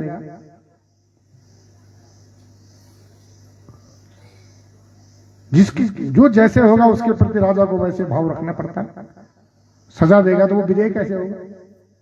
अच्छे बुरा, इसको यह है कि अच्छा और ये बुरा, अगर ऐसी दृष्टि भी है तो विदेह हो ही नहीं सकता। एक राजा विदेह कैसे हो सकता है? बोले आप जाओ। तो जिज्ञासा है सुखदेव जी के अंदर, देखो तो सही ये राजा जनक विदेह कैसे है। तो गए मिथिला में, कई वर्षों में विदेह वहां पहुंचे मिथिला नगरी में। चलने में कई वर्ष लग गए, पैदल चलने में गए। तो पहले तो द्वारपाल ने रोक दिया उनको, आश्चर्य बड़ा है। द्वारपाल ने उनसे परिचय पूछा, मौन खड़े, 6 दिन तक खड़े रहे, 6 दिन तक। और 6 दिनों में 6 ड्यूटी पर, लेकिन कोई विकृति नहीं है उनमें। उनको तो ये हो रहा था भाई मैं तो अपने पिताजी के द्वारा ठगा गया, ऐसे राजा के वहां भेज दिया जिसके अंदर ऐसी भेद बुद्धि है, जिसके अंदर इतना डर बना हुआ कि पता नहीं कोई कैसे व्यक्ति अंदर ना आ जाए। इसका मतलब इतना भय है ना उसके अंदर, और उसको विदेह बता रहे, बताओ। तो द्वारपाल कोई सामान्य नहीं है, द्वारपालों से उनका शास्त्रार्थ हुआ है। द्वारपालों ने देखा कि ये कोई सामान्य पुरुष नहीं है, परम ज्ञानी। ये तो परीक्षा थी उनकी, भीतर भेजा ऐसा दिव्य भवन में जहां अप्सराएं उनकी सेवा में, ऐसी ऐसी सुंदरियां, अनेक भोग के साधन परीक्षा के लिए। देखें तो सही उनमें मन लगता कि नहीं, लेकिन वो तो ऐसे अवधूत थे, कहीं मन नहीं। तुम्हें समझ आवत नहीं, अभी ठीक है, कहीं मन नहीं है उनका। फिर उसके बाद राजा जनक उनके पास आए हैं।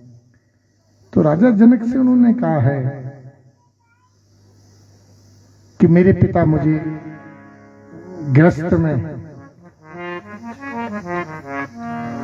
आने के लिए प्रवृत्त कर रहे हैं कि बेटा विवाह करो, लेकिन मैं इस गृहस्थ में फंसना नहीं चाहता। तो पिता की आज्ञा है कि व्यक्ति गृहस्थ में रह करके भी जीवन मुक्त हो सकता है। गृहस्थ बंधन का हेतु नहीं है, मेरे पिताजी का कथन है। बोले आप राजा जनक के पास जाइए, मिथिला के राजा है, राजा है, सब कुछ काम कर रहे हैं, परिवार का भी पालन कर रहे हैं, सब कुछ कर रहे हैं, लेकिन वो भी विदेह है, जीवन मुक्त है। एक राजा जीवन मुक्त, ये कैसे हो सकता है? तो इसीलिए मैं आपके पास आया हूं।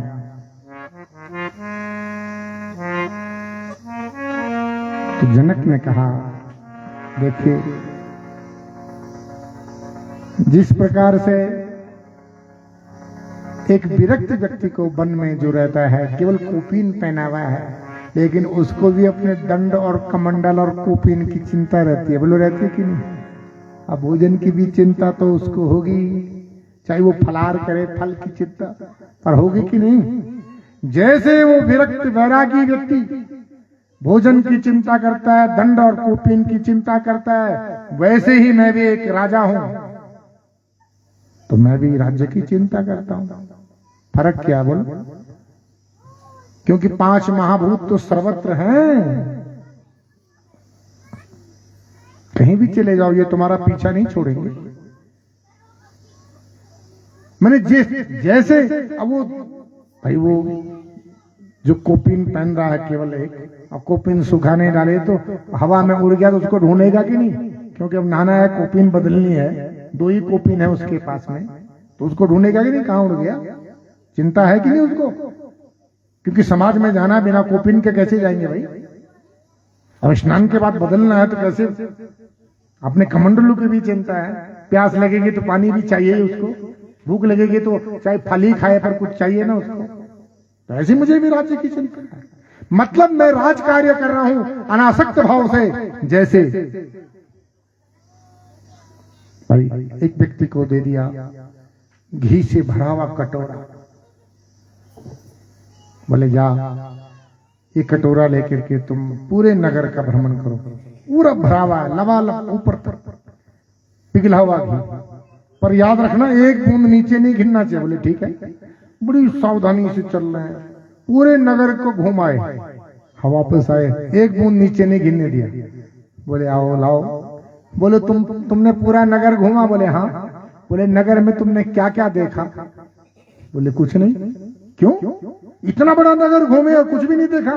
बोले मेरा ध्यान तो इस घी के कटोरे पे था, छलके नहीं, गिरे नहीं। ऐसे होता है कि नहीं?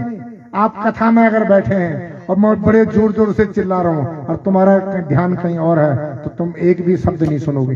सुनोगे? ध्यान अगर कहीं और है नहीं सुनोगे।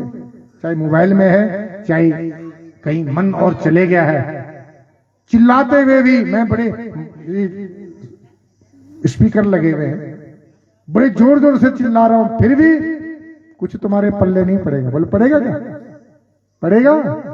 बस पूरा नगर घूम गया। पूछा कि क्या देखा? बोले कुछ भी नहीं। देखते हुए भी कुछ नहीं देखा, ध्यान कहीं और होता है, कोई सामने मिल भी गया, देखते हुए भी वो उसे समझ में नहीं देखा। बस ऐसे ही है, इस जगत में ऐसे ही रहना है। जगत में रहते हुए, जगत में घूमते हुए ध्यान केवल ईश्वर पर होना चाहिए, तो कोई हानि नहीं है। बोलो हानि है क्या? बोला ऐसे ही रहना गृहस्थ में। एक छोटी सी बात में सब समझा दिया, उनको कर दिया समाधान। दिव्य ज्ञान। वही सुखदेव के गुरु राजा जनक हैं, हाँ, देवी भागवत के अनुसार। तो वही सुखदेव जब वापस आए हैं तो उनका विवाह हुआ पितरों की कन्या पीवरी देवी से। उनके कन्या कीर्ति नाम है उसका, और 4 पुत्र हुए हैं, कृष्ण, गौरप्रभ, भूरी, देवश्रुत। क्योंकि देवी भागवत के सुखदेव गृहस्थी है। तो ये अलग अलग कल्पों में, प्रत्येक कल्प में सुखदेव, हमने पहले भी आपको बताया था। इस विषय में भ्रमित नहीं होना चाहिए, क्योंकि क्वचित पुराणेषु विरोधो यदि दृश्यते कल्पभेदो विधिस्तत्र व्यवस्था सद्भिरुच्यते। अगर कहीं पुराणों में विरोध नजर आता है, एक जगह सुखदेव विरक्त और एक जगह गृहस्थी, विरोधी तो है, तो ये कल्प भेद है, इसमें भ्रमित नहीं होना चाहिए। ऐसे नहीं बोलना चाहिए कि ये सब पुराण ऐसे हैं जी, ऐसे ही लिखे हुए हैं, ऐसे नहीं बोलना चाहिए।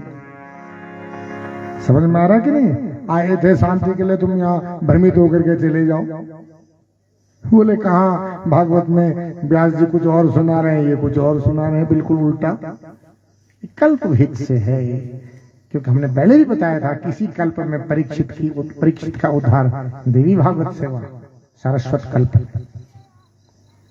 नहीं। इस कल्प में श्री श्वेत वाराह कल्प में श्रीमद् भागवत सेवा, अलग अलग कल्पों में तो कल्प भेद से कथाएं भिन्न है। लेकिन इन सब का रहस्य क्या है ये सुन लो। ये कथाएं किस लिए हैं, ये कथाओं का उद्देश्य क्या है, इनका लक्ष्य क्या है? क्योंकि सब कथाओं का तात्पर्य ईश्वर से जुड़ने में है। बस हम येन केन प्रकारेण ईश्वर से जुड़ जाएं, ईश्वर से विमुख हो ऐसा नहीं, ईश्वर से जोड़ने के लिए ही कथाएं हैं। बोल जगदम्बा मैया की जय हो। समझ गया कि नहीं?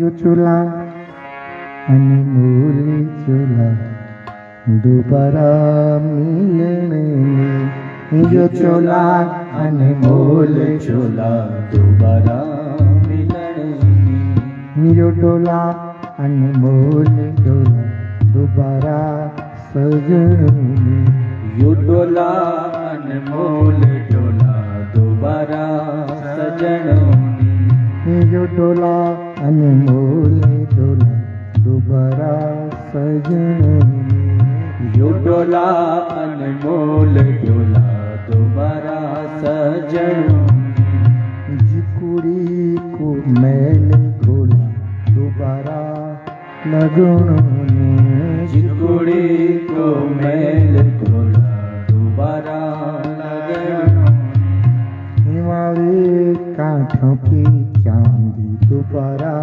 देखने, हिवाली कांठी की चांदी दोबारा देखनों, अपने हाथों से दोबारा लिखने, अपने हाथों से आगे दोबारा देखनों, अपने हाथों से दोबारा लिखने, अपने हाथों से भाग्य दोबारा अपने भाग्य की रचना आप अभी कर रहे हैं, इसी से भाग्य बनता है।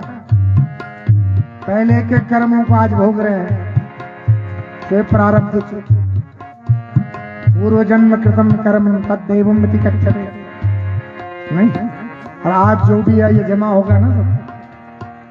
इसलिए सावधान, आपके हाथ में है। ये शरीर किसने मिला है?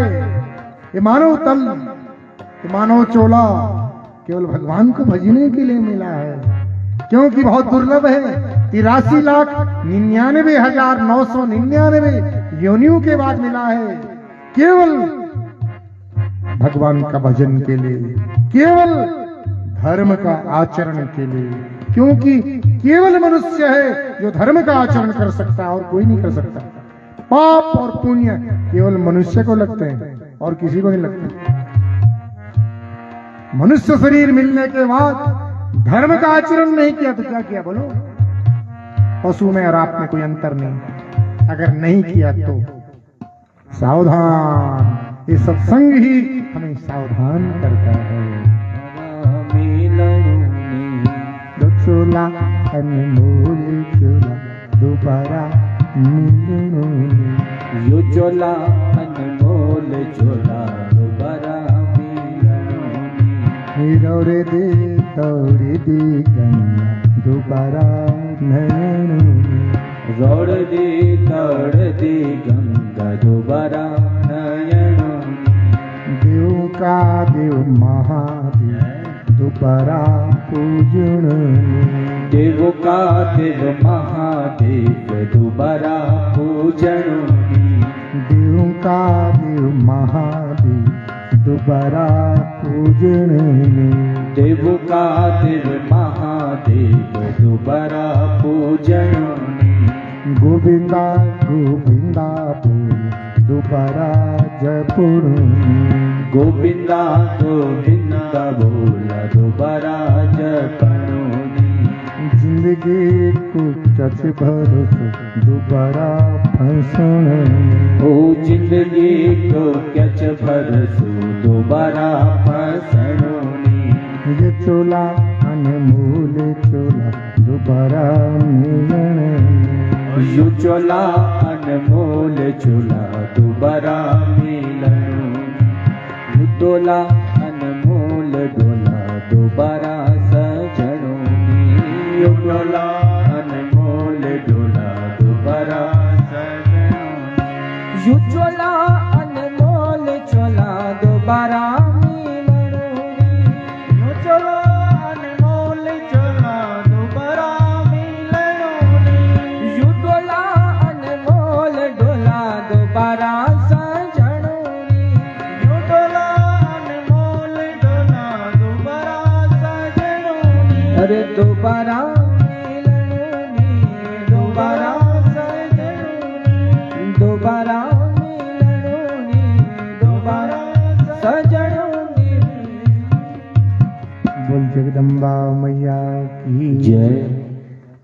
कि एक बार ब्रह्मा विष्णु महेश के सामने एक युवती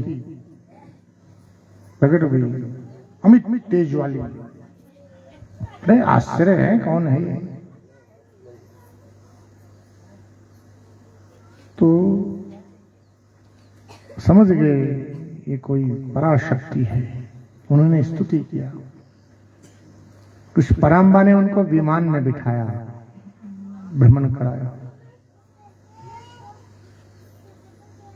पता नहीं कितने लोकों में दिखाया। ब्रह्मलोक में वहां दूसरा ब्रह्मा बैठा हुआ, अरे ये कौन है? विष्णु लोक में विष्णु, शिवलोक में शिव को देखा, अनंत ब्रह्मांडों का दर्शन कराया। आश्चर्यचकित। ताकि इन देवताओं को भी अभिमान न हो। सुन लो, ये सब इसलिए मां पराम्बा और फिर अपने मणिद्वीप में ले गए। और वहां जैसे ही अनेक परकोटे हैं, वहां जैसे ही विमान से उतरे वो स्त्री रूप में परिणत हो गए, तीनों के तीनों। भगवती पराम्बा के चरण नख में अनेक लोगों का दर्शन उन्होंने किया था। मां भगवती ने वहीं उन्होंने दिव्य स्तुति किया है मां की।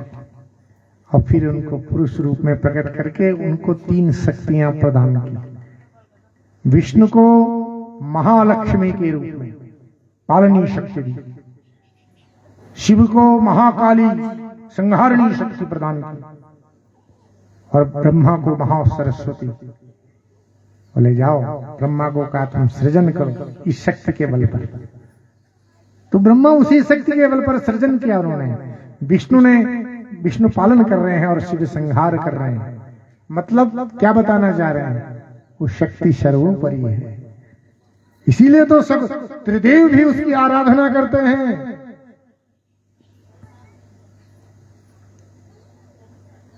एक बार एक पंडित जी मां की उपासक थे, सत्य बताता है, ये सत्य घटना है। तो हमेशा दुर्गा सप्तशती का पाठ करते हैं।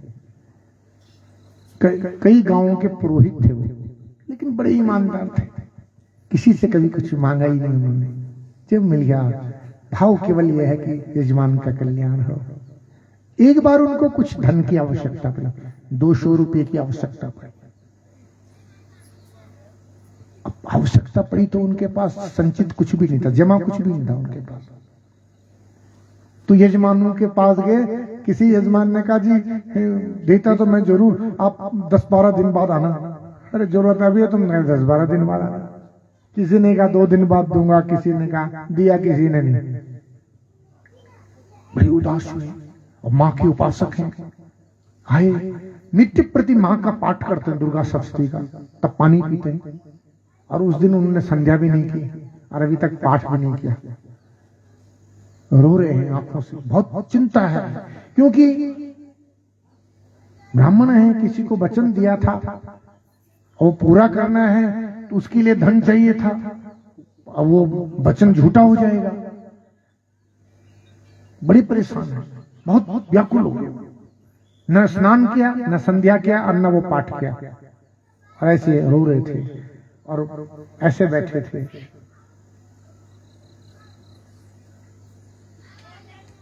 तो मान लो झपकी लग गई हो, अरे कन्याएं क्यों नहाओगे नहीं, आज पाठ नहीं करोगे? एकदम चेतना आई।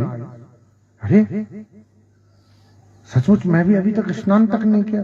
चिंता कितनी हो, ये लगता मेरी मां ही थी। तो गए, स्नान किया, संध्या वंदन किया। बोले जो नित्य पाठ करता हूं, पाठ करने के लिए जैसे पुस्तक, तो उस पुस्तक में वो 200 रुपए रखे हुए थे। स्नान किया, संध्या किया, और पाठ करने के लिए जैसे ही पुस्तक देखा तो उसमें वो 200 रुपए रखे हुए थे, जिसकी जरूरत थी। रोने लगे। किसने रखे? उस मां ने। मां का उपासक, भगवान का उपासक ऐसे रह जाए? ये कैसे हो सकता है? आपके अंदर भक्ति हो, अरे महाराज ऐसे हो नहीं सकता। और ये बातें तो भाई हम लोगों ने तो जीवन में उतारी भी है और एक बार में 1000 बार हमने परखी भी है। अक्षरशः हमको लगा है कि हाँ सच में एक बार नहीं, आप क्या समझ रहे हैं, ये बातें खुद मैंने भी अनेक बार परखी भी है। सचमुच ऐसे होता है, लेकिन विश्वास इतना दृढ़ होना चाहिए। शरीर छूट जाए, लेकिन तुम माँ को कितना महत्व देते हैं, अपने इष्ट को कितना महत्व देते हैं, अपने कर्म को कितना महत्व देते हैं, बात उस पर है। मैं तो हम जरा भी नहीं देते यार, कुछ भी छोड़ा, आज क्या करना होगी, बोला कल छूट गया ना, ढीला पड़ गया, बस छोड़ो कल करेंगे यार, कोई बात नहीं, आज समय नहीं मिला, कोई गप मारने वाला नहीं गया, छूट गया सब, चलो आज थोड़ा ही निपटा देते हैं, कल करेंगे, कल गया ना। कई बार परीक्षा की घड़ियां होती है ना, और वो परीक्षा की घड़ी बड़ी विकट होती है। इसलिए मेरी माताओं बहनों, मैं तो दृढ़ विश्वास से कह रहा हूं, आप उस जगत जननी पर ऐसा विश्वास कीजिए, क्योंकि वो करुणामयी है, कोई काम अधूरे नहीं रहेंगे, आप परम सुखी रहेंगे। तुम नहीं भी चाह रहे हैं, जिसके लिए तुम भाग दौड़ कर रहे हो, तो तुम्हें वैसे ही मिलेगा, आप क्यों भाग रहे हैं इसके लिए। अपना लक्ष्य केवल भगवती परम्परा रखो, मां मुझे ये जीवन केवल तेरी उपासना के लिए मिला है, क्योंकि मनुष्य ही तो है जो उसकी उपासना कर सकता है और कोई नहीं कर सकता है। और मनुष्य होकर के हमने उस देवता की उपासना नहीं किया, कठोर कर्म नहीं किया, अपने आप शरीर को कष्ट पहुंचा करके उसकी उपासना नहीं की, तो क्या की तुमने। धिक्कार है आपका ये मानव शरीर। आज इस कलिकाल में हर व्यक्ति इस बात को भूला बैठा है, चाहे वो कथावाचक ही क्यों ना हो, दूसरे को सुनाने वाला ही क्यों ना हो, सब भूले बैठे हैं। लक्ष्य सबने एक ही बना रखा, चाहे मैं हूं चाहे आप हैं। भगवान को लक्ष्य हमने बनाए नहीं आज तक, और जिस दिन बनाएंगे उस दिन तो बस, और लाखों में कोई एक होता है। मनुष्याणाम सहस्रेषु कश्चित् यदति सिद्धये, कोई बिरला होता है जिसके लिए प्रयास, और उस प्रयास करने वालों में भी आप क्या समझ रहे हैं, सबको मिल जाता है। उनमें भी कश्चिन मां वेति तत्वता, कोई बिरला होता है जो तत्व रूप से मुझे जान जाता है, क्योंकि जिस पर उसकी कृपा होगी, बिना कृपा के नहीं जान सकते हो। सोही जान जही देहु जनाई, सोही जाने हूँ जही देहु जनाई, जानत तुम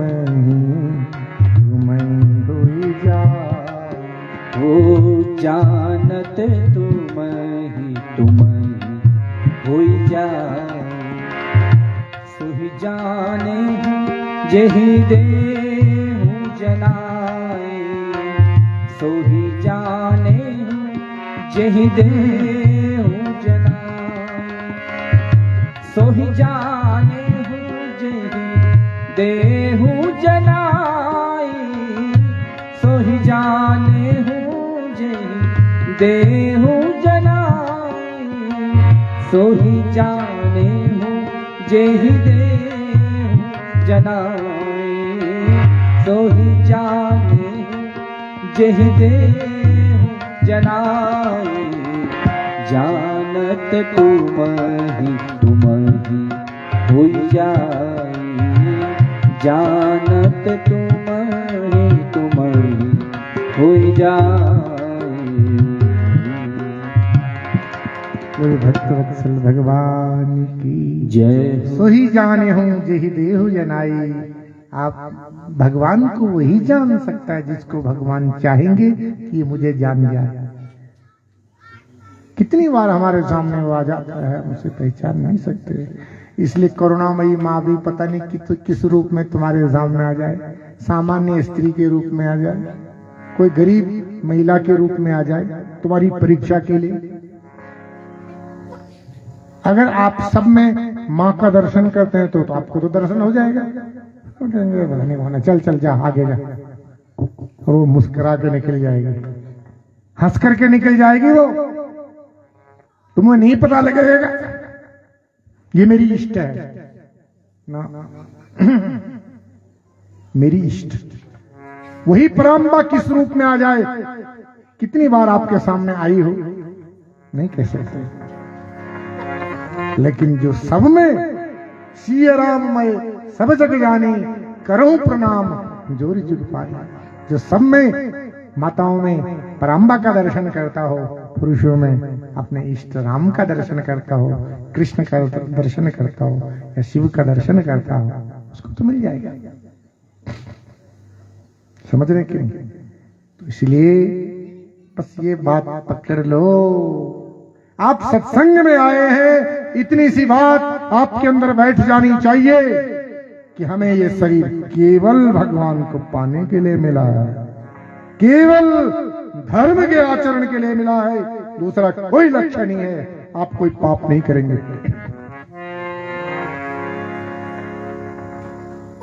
बड़ा तो हुआ है जो होते हुए सब ठोकर मार दे, उसकी तरफ ध्यान न दे, नहीं चाहिए ये, मुझे तो भगवान चाहिए, रो रहा है उसके लिए, सब कुछ होते हुए भी त्याग रहा है। कितना बड़ा है वो, आप बताओ, वो कितना महान है। सब कुछ होते हुए भी उसको त्याग रहा है और रो रहा है अपने इष्ट के लिए। उसको नहीं मिलेंगे भगवान तो किसको मिलेंगे, बोलो ना। एक कलयुग में जितना सुलभ भगवान है, ऐसे किसी भी युग में भगवान नहीं है, याद रखना। जितना जल्दी इस युग में भगवान मिलते हैं, इतना जल्दी तो कभी मिला ही नहीं आज तक। भगवान भी जानते हैं कि कलयुग है, और धन्य है वो व्यक्ति जो इस कलिकाल में भी ईश्वर से जुड़ा हुआ है, वो धन्य है। वंदनीय है वो व्यक्ति जो इस कलिकाल में ईश्वर से जुड़ा हुआ है, सतत उसका ही स्मरण करता है, सतत उसका ही ध्यान करता है और सतत उसकी कृपा का अनुभव करता है। वो व्यक्ति धन्य है, उसका जीवन सार्थक है। और ये बातें सत्संग में ही, ये सत्संग इसीलिए है, आपके अंदर उस धार्मिक भावना को दृढ़ करने के लिए, आपकी आस्था को दृढ़ करने के लिए ही सत्संग होता है। सत्संग ही है जो हृदय में भगवान को प्रकट कर देता है। इसलिए सत्संग कलिकाल में बहुत सुलभ साधन है। समझ रहे कि नहीं भाई? यही बातें कथा के माध्यम से समझानी है आपको, और ये बातें ऐसी ही समझ में आ गई है। अगर इतनी सी बात आज आपके अंदर बैठ गई हो तो सब कुछ सुन लिया तुमने जीवन में, कुछ सुनना बाकी रहा ही नहीं। अब निर्णय आपने करना है, किसके अंदर बैठ गया किसके अंदर नहीं बैठा वो तो आप जाने। तो प्रयास करो, माँ से सतत प्रार्थना करो, माँ कुछ कृपा कर ले। 2 मिनट, क्योंकि समय हो गया है भाई। थोड़े से समय में इसी विधि से सुनाया जा सकता है। इसको बोलते हैं समास विधि। क्या समास माने? संक्षेप विधि। सार सार सुना दिया तुम्हें, पर तुम तो समझदार लोग हो, भक्त लोग हो, सत्संगी लोग हैं, मालूम है हमें, समझ जाओ, कोई कठिनाई नहीं। प्रभु प्रेमी हैं आप। तो 2 मिनट माँ के नाम का कीर्तन करें और फिर आरती प्रसाद लेके जाए। आप बड़े दूर दूर से आए हैं और आज भगवान की भी बड़ी कृपा हो रही है। 2-3 दिन से वर्षा नहीं हुई है, वरना तो सब अस्त व्यस्त हो जाता सब। नहीं, भगवान बहुत दयालु हैं। और आज कौन सा दिन है? हाँ, कल जो है भगवान श्री कृष्ण का भी जन्म, और कल की कथा में माँ का भी प्राकट्य होगा। पराम्बा भगवती का भी प्राकट्य और कृष्ण का भी प्राकट्य। घर से माखन लेके आना। रखी हैं गायें कि नहीं?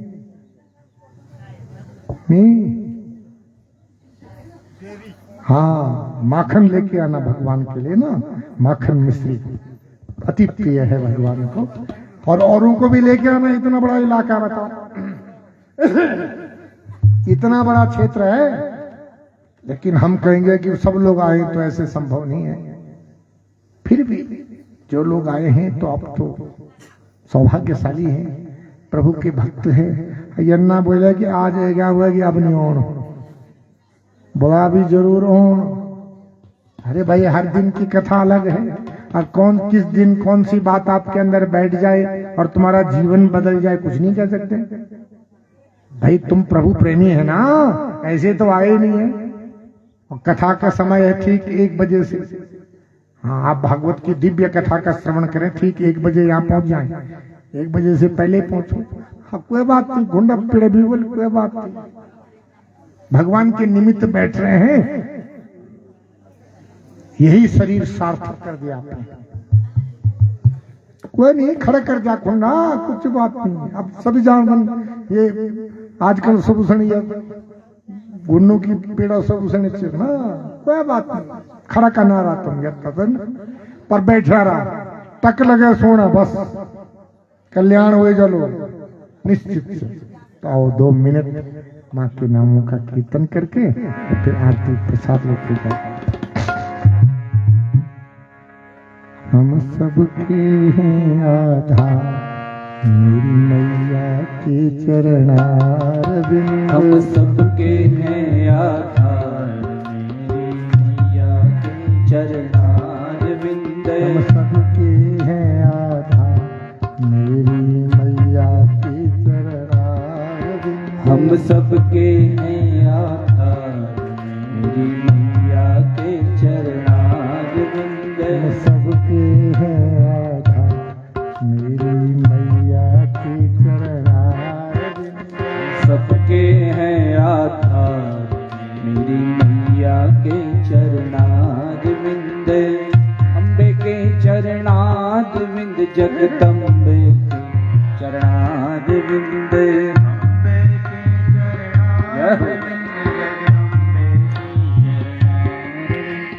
अम्बे के चरणारविंद, जगदम्बे के चरणारविंद। अम्बे के चरणारविंद, जगदम्बे के चरणारविंद। हम सबके हैं आधार मेरी मैया के चरणारविंद। हम सबके हैं आधार मेरी मैया के चरणारविंद।